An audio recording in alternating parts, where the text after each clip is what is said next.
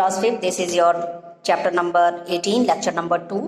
Unjust rule जो east India company का India में था, उसने लोगों के अंदर अनरेस्ट जो था, गुस्सा भर दिया।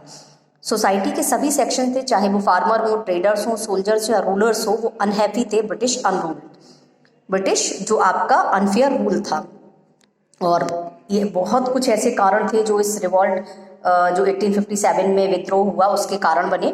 देखिए, सबसे इम्पॉर्टेंट कॉज जो था वो था नई एनफील्ड राइफल जो थी, एक तरीके की जो गन थी, तो ब्रिटिश आर्मी में इंट्रोड्यूस करी गई। ठीक है, ब्रिटिश आर्मी जो इन इंडिया, जिसमें हिंदू और मुस्लिम दोनों सोल्जर्स थे, तो इंडियन सोल्जर्स जो थे उन्हें स्पॉइस कहा जाता था। तो सोल्जर्स जो थे उनसे कहा गया कि जो एनफील्ड राइफल है, जिसमें एक कारतूस जो डालना होता है, उसे अपने दांत से काट कर उसे ओपन करना होता है। तो ऐसी र्यूमर फैल गई कि इसमें बीफ और पिग का फैट जो है उससे ग्रीजिंग करी जाती है। ठीक है, बीफ जो है वो हिंदूज के लिए फॉरबिडन होता है, यानी गाय की चर्बी लगी होती है, गाय हमारे लिए पवित्र है हिंदू धर्म के लिए। और पिग जो है वो मुस्लिम में आपका अपवित्र माना जाता है। तो स्पॉइस जो थे उन्होंने इनको कारतूस को यूज़ करने से मना कर दिया और रिवॉल्ट कर दिया। ठीक है, और ये हिस्ट्री में हमारा 1857 का रिवॉल्ट कहा जाता है, या फर्स्ट वॉर ऑफ इंडिपेंडेंस कहा जाता है। अब रिवॉल्ट जो शुरू हुआ मेरठ में, और ये पूरे नॉर्दर्न इंडिया में और सेंट्रल इंडिया में फैल गया। अपने डिफीटिंग देयर ऑफिसर्स, अपने ऑफिसर्स की डिफीट करने के बाद जो आपके स्पॉइस थे वो दिल्ली की तरफ चल दिए। और उस टाइम जो था बहादुर शाह जफर जो थे वो मुगल एम्परर थे, लेकिन उनके पास कोई रियल पावर नहीं थी। तो इंडियन जो थे वो चाहते थे कि बहादुर शाह जफर जो है वो अपने आप को भारत का राजा घोषित करें। और दूसरे इंडियन रूलर्स थे, जैसे आपके रानी लक्ष्मीबाई, नाना साहेब, तात्या टोपे, मौलवी अहमदुल्ला राव, तुलाराम और कुंवर सिंह, इन्होंने भी रिवोल्ट को ज्वाइन किया। ब्रिटिश ने सप्रेस कर दिया रिवॉल्ट को बहुत ही फोर्सफुल तरीके से 1 साल के अंदर ही। और बहुत सारे रीज़न रहे रिवॉल्ट के फेल होने के, क्योंकि प्लान्ड नहीं था, इंडिया के सभी पार्ट में नहीं फैला, यूनिटी बहुत कम थी रिबेल्स के बीच में, और जो स्पॉइस के बीच में भी यूनिटी नहीं थी। इंडियन रूलर्स जो थे एक्चुअली उन्होंने ब्रिटिश की साइड लिया, और जो ब्रिटिश सोल्जर्स थे उनके पास अच्छे हथियार थे और अच्छी सप्लाई थी, और अच्छे से उनकी ट्रेनिंग भी हुई थी युद्ध के लिए। ठीक है, तो ये कुछ कारण ऐसे थे। हालांकि रिवॉल्ट जो था वो 1 साल के अंदर ख़त्म हो गया, लेकिन फिर भी इसके बहुत सारे चेंजेस जो थे इसकी वजह से आए। तो जो ब्रिटिश गवर्नमेंट थी उसने आपका ईस्ट इंडिया कंपनी के रूल को इंडिया में ख़त्म कर दिया, और जो आपका रूल होगा इंडिया का वो डायरेक्ट क्राउन के अंडर आ गया। क्वीन विक्टोरिया जो थी इम्प्रेस ऑफ इंडिया डिक्लेयर कर दी गई, और इंडियन प्रिंसेस जो थे उन्हें अलाउ कर दिया गया कि वो अपनी किंगडम पर रूल करें, लेकिन टर्न कंट्रोल बाय वाइसराय, लेकिन फिर भी वो कंट्रोल में रहेंगे एक वाइसराय के, जो कि क्वीन अपॉइंट करेगी। अब सोशल रिफॉर्म्स की बात करते हैं कि बहुत सारे एजुकेटेड इंडियन बिलीव करते थे कि जो सोशल इविल्स है हमारी सोसाइटी में, जो बुराइयां फैली हुई हैं, वो इंडिया की पुअर कंडीशन के लिए आपकी जिम्मेदार हैं। उन्होंने मूवमेंट स्टार्ट किया बहुत सारे सोशल और रिलीजियस रिफॉर्म्स के लिए। कुछ इंपॉर्टेंट सोशल रिफॉर्मर्स थे राजा राम मोहन राय, ईश्वर चंद्र विद्यासागर और महर्षि देवेंद्र नाथ टैगोर और दयानंद सरस्वती।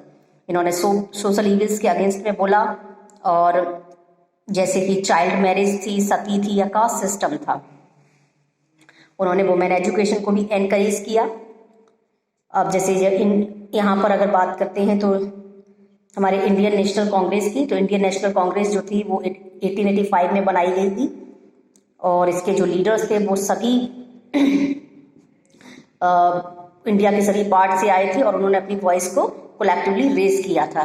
फर्स्ट मीटिंग जो थी ऑल इंडिया नेशनल कांग्रेस की वो आपकी मुंबई में हुई थी। और आईएनसी जो है इनिशियली उसने इंडिपेंडेंस के लिए कोई ट्राई नहीं किया था, लेकिन उसने अटेंशन जरूर ब्रिटिश का, जो हमारी इंडियंस की प्रॉब्लम्स थी उसकी तरफ अटेंशन जरूर उन्होंने खींचा था उनका। आईएनसी बिलीव करती थी ब्रिटिश जो है अपनी डिमांड्स, ब्रिटिश के सामने जो है अपनी डिमांड्स को फेयर और अच्छे ढंग से रख सकते हैं।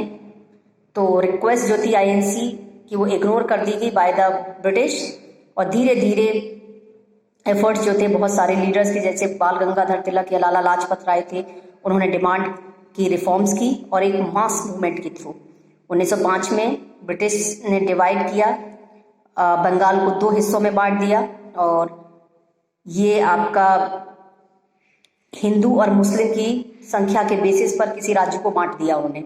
इसका रेस्पॉन्स ये हुआ कि जो आपके बाल गंगाधर तिलक, लाला लाजपत राय, विपिन चंद्र पाल थे, उन्होंने कॉमन पीपल को एनकरेज किया कि ताकि वो इस डिवीजन को प्रोटेस्ट कर सके। स्वदेशी एंड बॉयकॉट मूवमेंट, अपने जो ब्रिटिश ने डिसीजन लिया था उसको पार्टीशन ऑफ बंगाल करके उसको फोर्सफुली उन्होंने कहा कि इसको वापस लीजिए आप, तो पीपल ने प्रोटेस्ट किया इस डिसीजन के अगेंस्ट में बाय द बॉयकॉट मूवमेंट।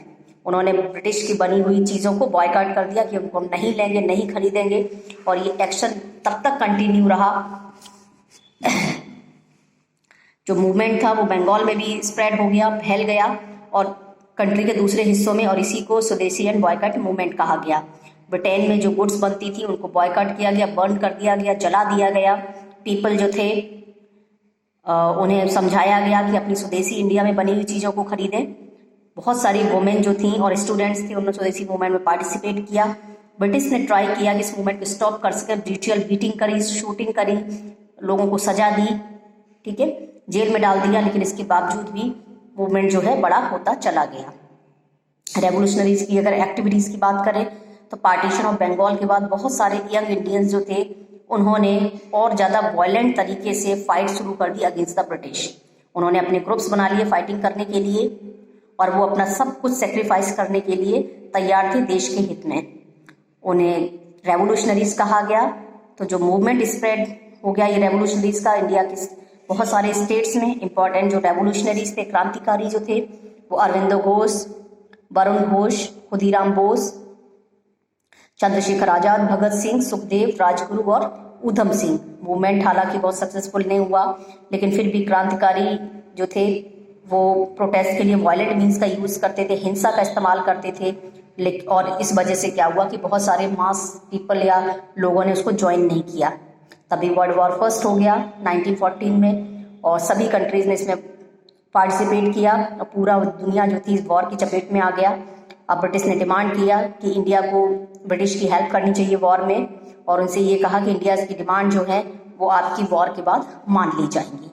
ठीक है, ये आपका चैप्टर फिनिश हुआ। इस एक्सरसाइज को आप लोग अपने आप करने की कोशिश करेंगे।